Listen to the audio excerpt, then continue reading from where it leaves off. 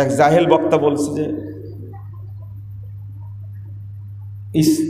মুসলিমদের প্রথম কেবলা, মুসলিমদের কি প্রথম কেবলা কি কোনটা? আপনারা বলেন প্রথম কেবলা কোনটা? বাইতুল মাকদিস। যান ওযু করে আসেন, যান ওযু করে আসেন। আপনি কে বলেছেন মুসলিমদের প্রথম কেবলা বাইতুল মাকদিস? কে বলেছে? মিথ্যা কথা। প্রথম কেবলা কাবা। কোনটা? কাবা। আপনি কে শিখাইছে? এটা হলো ইহুদিরা শিক্ষা দিছে। বক্তা বলছে কি জানেন, আল্লাহর নবীর পূর্বে সমস্ত নবী রাসূলের কেবলা ছিল বাইতুল মাকদিস।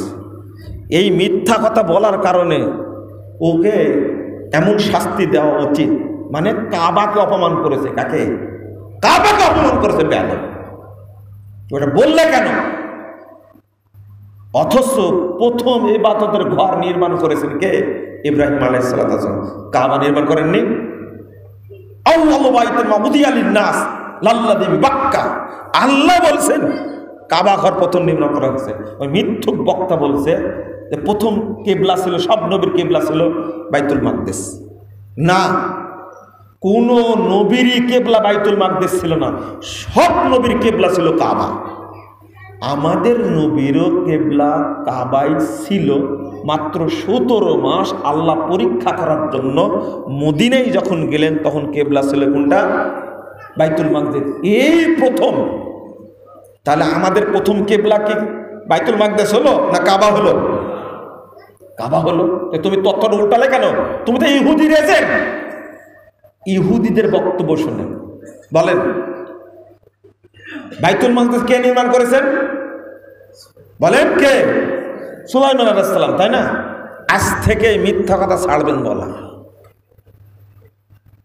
কাবা ঘর যেমন ইব্রাহিম আলাইহিস সালাম করেছেন, তেমনি বাইতুল মাকদিস তৈরি করেছেন ইব্রাহিম আলাইহিস সালাম 40 বছর পরে। সহিহ বুখারীর হাদিস। পুনর্নির্মাণ করেছেন 1000 বছর পরে কে? সুলাইমান আলাইহিস সালাম। নির্মাণ করার, পুনর্নির্মাণ করার এক জিনিস।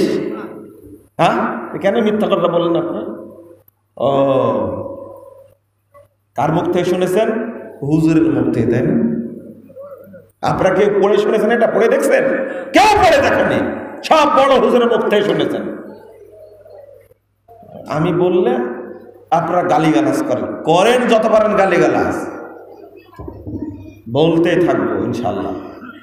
এর বন্ধ হবে না। আপনি মিথ্যা কথা বলেন, ছেড়ে দেব? কেন বলেন মিথ্যা কথা? প্রথম কেবলাও কাবা, শেষ কেবলাও কাবা। আমাদের মনে থাকবে? কেন বললো প্রথম কেবলা? আস্তাগফিরুল্লাহ, আস্তাগফিরুল্লাহ। না, শোনা যাবে না। সুলাইমান আলাইহিস সালামের বর্ণনা করতে গিয়ে এত সুন্দর সুন্দর কথা বলছে যে আল্লাহর কাছে একদিন চাইলেন আমি সব মাখলুকাতকে খাওয়াবো। সুলাইমান আপনার মতো বোকা। এমন একজন নবী, বাপ ছিলেন নবী দাউদ আলাইহিস সালাম। বাপ এত বিচক্ষণ নবী, সারা পৃথিবীর নবী। সুলাইমান আলাইহিস সালাম তার জ্ঞানের সাথে বাপই পারেনি। আর আপনার মতো মঘা সুলাইমান আলাইহিস সালাম আল্লাহকে বলবেন মাখলুককে খাওয়াবো। এতই বোকা পেলেন আপনি? হ্যাঁ, সব কি কথা? বোয়াল মাছের কাহিনী বইয়ে পড়েননি আপনারা? বোয়াল মাছের কাহিনী বলে 6 মাস যাবৎ খাবার তৈরি করা হলো 50 কিলোমিটার ব্যাপী। এক বোয়াল মাছ লাভ দেশে বলছে আমাদের খেতে দেয়নি, তুমি খেতে দাও। খাও। হা করা মাত্র সব খাবার ভিতরে ঢুকে গেছে, হা করে আছে। তো বলছে তো হা করে আছিস কেন? বলছে আল্লাহ তোমাকে আরো বেশি খেতে দেয়, আমার পেটই ভরেনি। বুঝছেন কথা? সুলাইমান এত বোকা মানুষ, এত বড় একজন নবীকে আল্লাহর সাথে পাল্লা দেবেন তিনি? বলেন দেখি, এরকম রাম ছাগল কোথায় হয়? সব বাংলাদেশে হয়। আল্লাহ যেন আমাদের হেদায়েত দান করে। আপনারা তো রেগে যাচ্ছেন, তাই না? আমি শেষ করে দিই। জাযাকুমুল্লাহ খায়রান ওয়া বারাকাল্লাহু ফিকুম। বেদাতের বক্তব্য শুনবেন? কানে শুনবেন কোনোদিন? যা শুনবেন সঠিকটা শোনার চেষ্টা করবেন। বলেন ইনশাআল্লাহ। কি মাস যাচ্ছে এটা? আরবি শাওয়াল। আগে রমাজানের ছুটে যাওয়া সিয়ামগুলো করবেন না শাওয়ালটা করবেন? শাওয়ালটা করবেন। এটা হলো জবাবটা হলো মূর্খের মতো জবাব হলো। কার মতো? সবাই উত্তর দিচ্ছে, মূর্খের মতো জবাব হলো এটা। এই শাওয়ালের সিয়াম পালন করা ফরজ, সুন্নাত, ওয়াজিব না মুস্তাহাব না মুবাহ না জায়েজ? কি ফরজ, সুন্নাত, নফল, মুস্তাহাব? কি মুস্তাহাব? তা আপনি আগে ফরজটা করবেন না মুস্তাহাবটা করবেন? এই দেখেন, নাম একটা বলে ফেললেন আপনি। যে উস্তাদে বলুক না কেন, ফতোয়া ঠিক হয়নি। কথা বলতে আল্লাহ হজরত বললে ফতোয়া ঠিক হয়নি, আমি বলে গেলাম কথাটা। আগে কোনটা করবেন? ফরজটা করবেন। যে হাদিস দিয়ে দলিলটা দেওয়া হয়, তা মানহাজ সম্পর্কে আলোচনা কেন করি দেখেন। 1950 নম্বর হাদিস সহিহ বুখারীর মধ্যে এসেছে, মা আয়েশা রাদিয়াল্লাহু আনহা বলছেন, আমি আল্লাহ রাসূলের মৃত্যু পর্যন্ত আমার কাজা সিয়ামগুলো শাবান মাস ছাড়া করতে পারতাম না, আল্লাহ রাসূলের সাথে থাকার কারণে বা তার ব্যস্ততার কারণে। এই হাদিস থেকে বোঝা গেল মা আয়েশা যেহেতু কাজা সিয়াম করতেন কোন মাসে? শাবান মাসে। আমরা করতে পারবো, কারণ যুক্তি কত সুন্দর।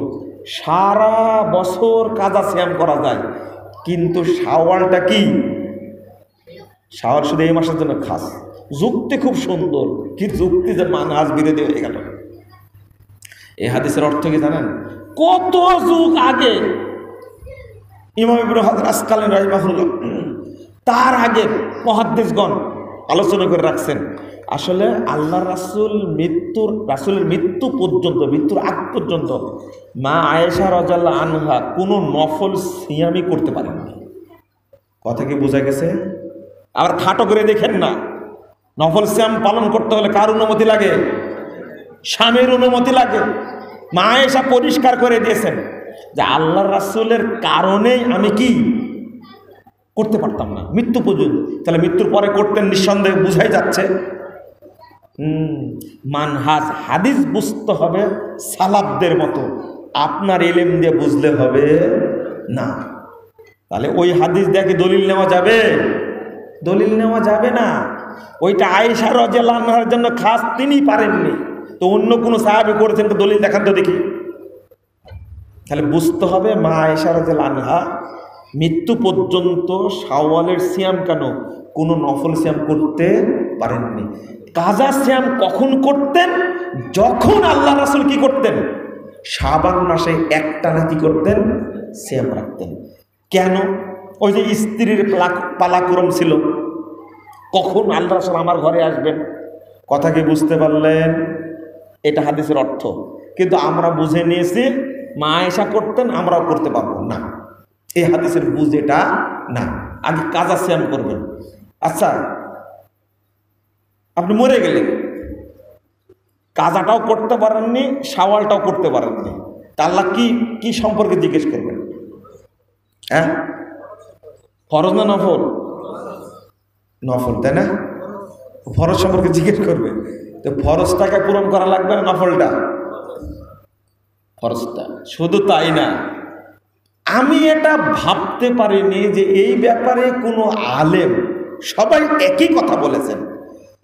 একজন সৌদি আরবের ফতোয়া বোর্ড বলছেন, যদি করে কাজাটা বাকি রেখে শাওয়ালটাই যদি করে, তাহলে কি হবে?